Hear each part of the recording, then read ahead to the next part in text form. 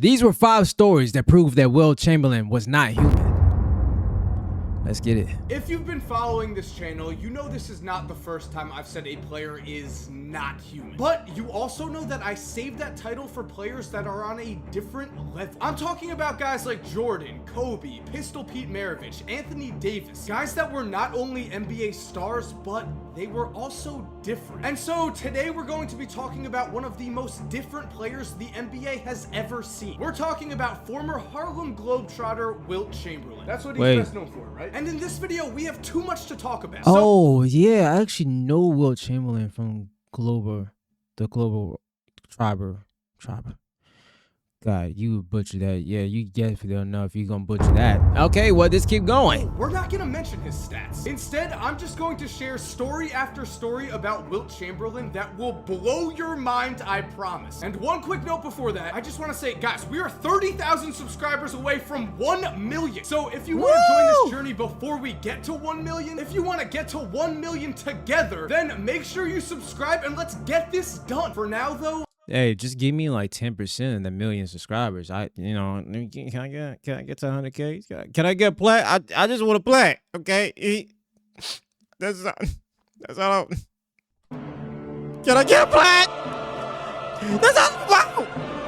All right, let me stop. All right, let's go. Let's look at 5 stories why Wilt Chamberlain was not human. Number 5, a 50-inch vertical leap. Let's start out by saying that as a pure athlete, Wilt could easily fit into the NBA today. I know this because he wasn't only a great athlete in the 60s, he wasn't only a special athlete. No, Wilt was an absolute freak, an alien. Wow. He was, dare I say, not human? A little cheesy, I get it, but to show you what I mean, the first thing we're going to talk about was the man's vertical leap. Now, we're not sure exactly how high Wilt could jump. That wasn't something they measured in the 1960s. Regardless, some from his era have estimated that Wilt's vertical was around 48 inches, while others have said that it was as high as 54 inches. So even if his vertical was on the low end of the spectrum there, we're still talking about a 7'1" center who apparently had a vertical leap that was comparable to Michael Jordan's.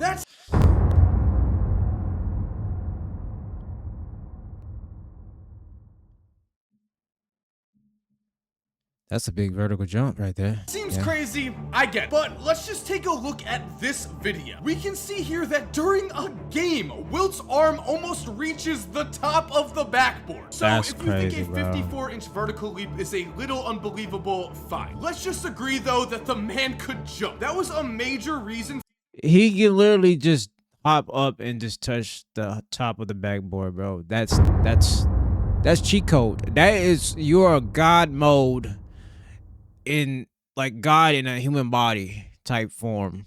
This guy is too tall and his vertical jump is too crazy. For why he was so unstoppable at the time. Not only was he among the tallest people in the world, he also had the highest vertical in basketball. This allowed Wilt to leap over his defenders for easy layups. He was able to sky for rebounds that other men of his era could only dream of grabbing. Wilt's jumping ability was legit. Yeah. The game tape certainly proves this. And the thing is, the stories we have from Wilt's time only further this fact. For instance, while at Kansas, Wilt's coach Fog Allen was pushing for basketball to be played on 12-foot rims, which was strange. But what was even stranger was that Wilt was able to routinely dunk on those 12-foot rims. And actually, that should be no surprise, because according to Sonny Hill, Wilt could grab a quarter off the top of the backboard. Keep in mind, the top of the backboard is 13 feet tall. And perhaps the most incredible thing Wilt's jumping ability achieved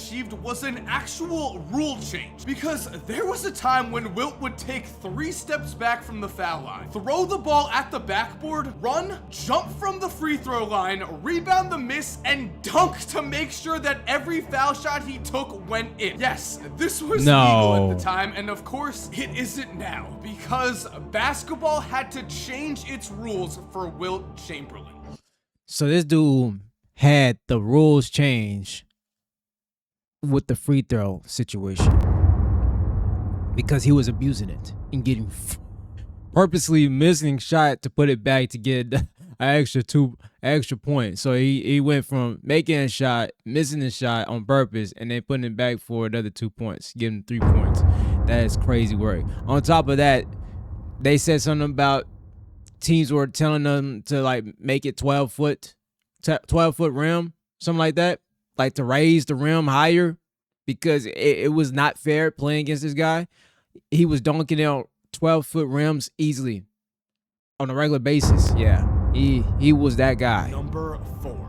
Freakish strength. When players I heard about this. talk about Wilt, they refer to his strength as almost some godlike ability. For instance, Johnny Kerr, the former coach of the Bulls during Wilt's final years in the league, has been quoted as saying, "People talk about the strength of Shaq. I think Wilt could have picked up Shaq and thrown him through the hoop." Yes, in a time before modern weightlifting routines had become popular, Wilt has been described by many as the strongest basketball player they had ever seen. He used this strength to casually body defenders on his way to the basket, to throw away his opponents when they challenged him for rebounds, to intimidate everyone the moment he stepped on the court. This strength is one of the biggest reasons why Wilt supporters claim he would still be a star in the NBA today. And while I'm not going to take a side in that argument because it's impossible to prove one way or the other, the fact remains that Wilt's strength was freakish, and it scared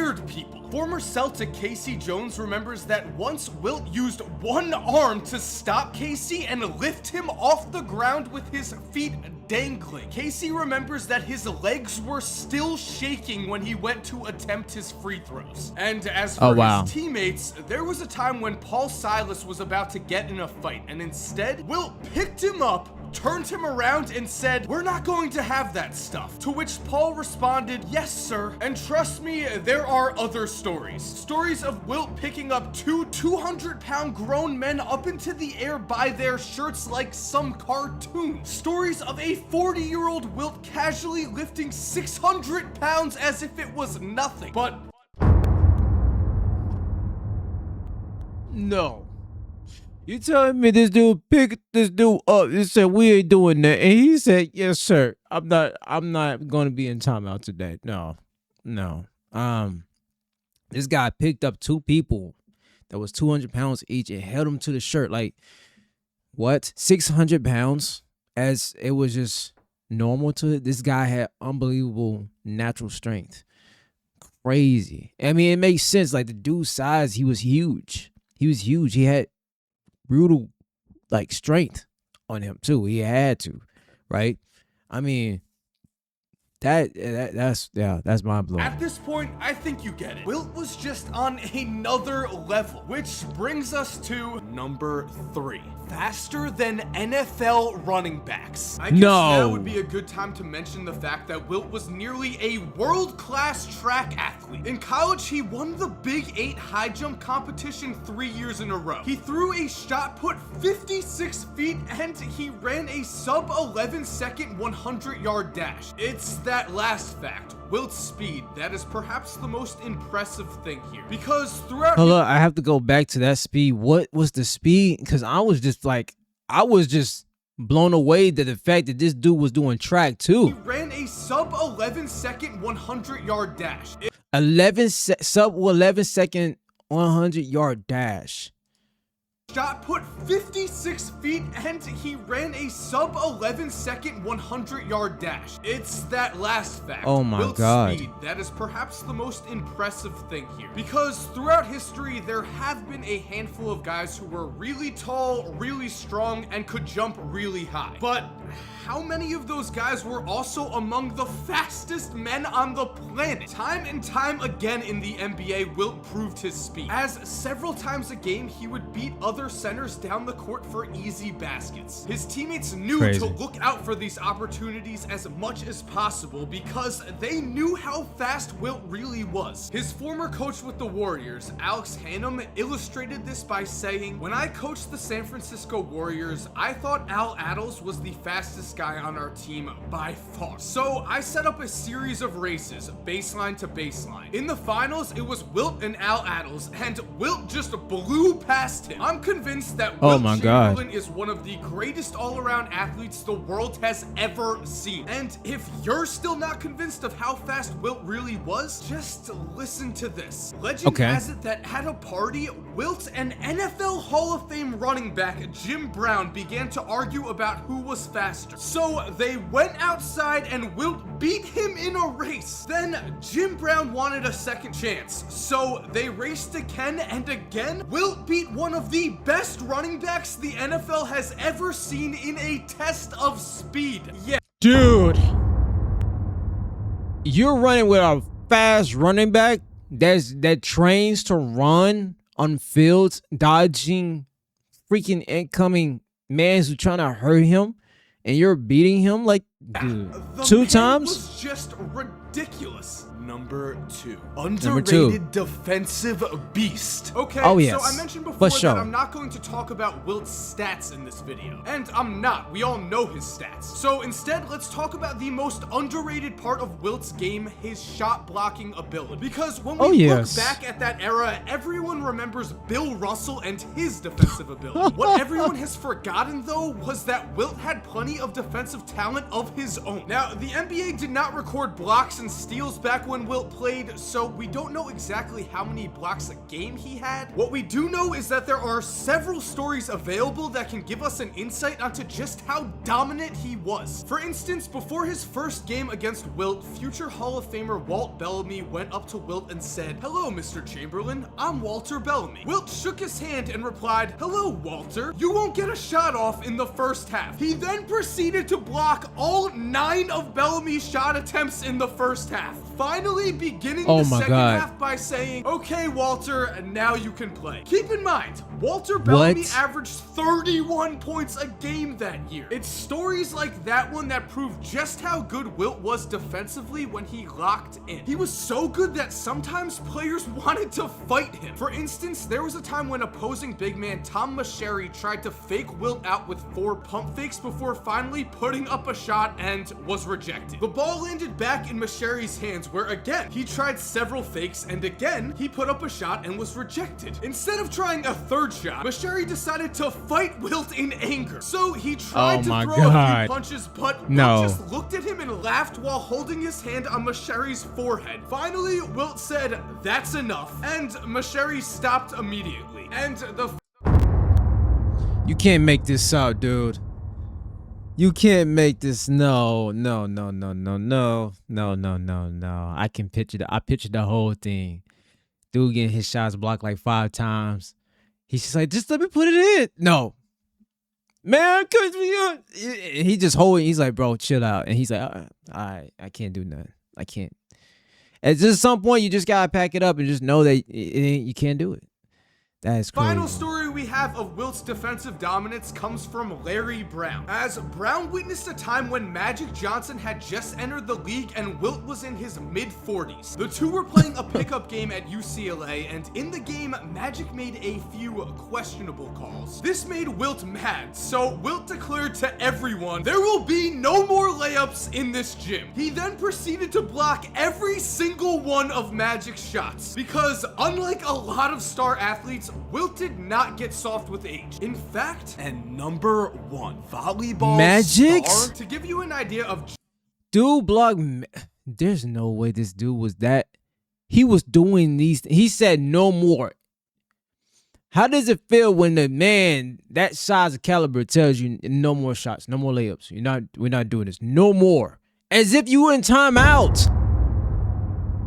Of Magic shots, because unlike a lot of star athletes, Wilt did not get soft with age. In fact, and number 1, volleyball star. To give you an idea of just how well Wilt Chamberlain aged, when the man was 45, the Cavaliers offered him a contract. Then, when he was 50, the New Jersey Nets did the same thing. That's how in shape Wilt kept himself. Maybe he lost a step when he entered his 40s, but he made up for it by somehow managing to increase increase his strength. This happened when he was working out with Arnold Schwarzenegger on the set of their movie Conan the Destroyer. As on set, Wilt increased his bench press to an absurd 500 pounds. He managed to maintain this late into his life, as when he was 59, he was still able to bench press 465 pounds, which was incredible. But moving away from his strength, let's talk about Wilt's volleyball career. Yes.